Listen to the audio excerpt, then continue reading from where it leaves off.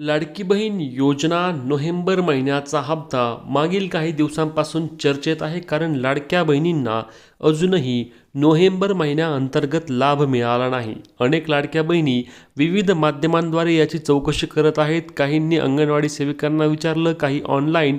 अनेकदा लाडकी बहीण योजनेचा नोव्हेंबर महिन्याचा हप्ता कधी मिळणार याबाबतची चौकशी करत आहेत. तर या संदर्भात बोलायचं झाल्यास 8 तारखेला GR आला आणि नेहमीप्रमाणे जेव्हा GR येतो तो GR आल्यानंतर 3 ते 4 दिवसांमध्ये सर्व लाडक्या बहिणींना योजनेचे पैसे जमा देखील झालेले असतात. आता यामध्ये काहींनी सांगितलं की सध्या आचारसंहिता सुरू आहे आणि आचारसंहिताच्या काळामध्ये हे वितरण होणार नाही. परंतु हे वितरण जर आचारसंहिताच्या काळामध्ये होणार नसतं तर याचा GRच आला नसता, हे देखील या ठिकाणी आपण समजून घेतलं पाहिजे.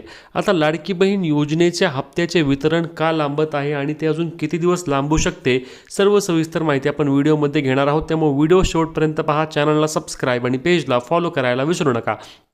तर लाडक्या बहिणींनो, यामधील सर्वात महत्त्वाची पहिली बाब तुम्ही लक्षात घ्यायला पाहिजे ते म्हणजे की लक्षात घ्या, लाडकी बहीण योजनेच्या काळामध्ये सध्या राज्यात अधिवेशन सुरू होतं आणि हे अधिवेशन आता शनिवारी संपलेले आहे.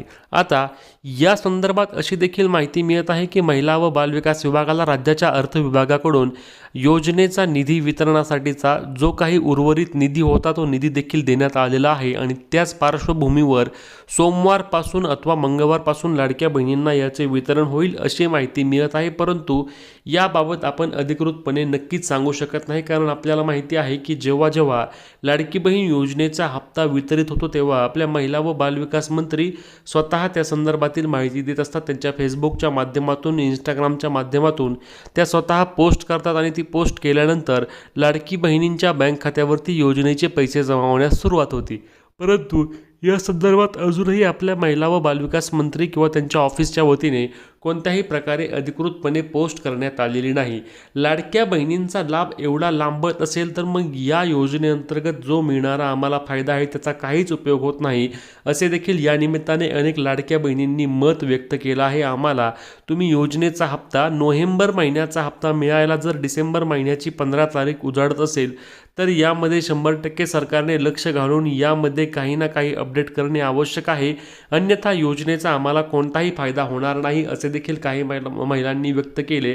तर काही महिलांनी अगदी तीव्र शब्दामध्ये तुम्हाला फक्त आमचा इलेक्शन पुरताच वापर करायचा होता का, या देखील भाषांमध्ये लाडक्या बहिणींना त्या ठिकाणी नाराज असल्याचे पाहायला मिळाले.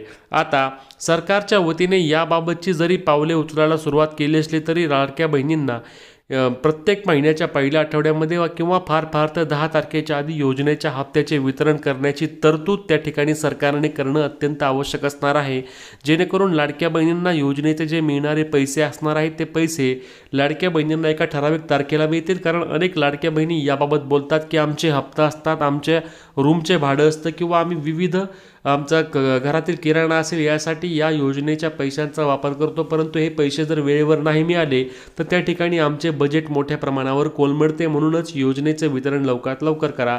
नोव्हेंबर महिन्याचा हप्ता या आठवड्यामध्ये म्हणजे सोमवार ते शनिवारच्या आत लाडक्या बहिणींना 100% येण्याची शक्यता आहे. त्यामुळे टेन्शन घेण्याची आवश्यकता नाही. GR आला आहे म्हणजे वितरण 100% होत असतंच.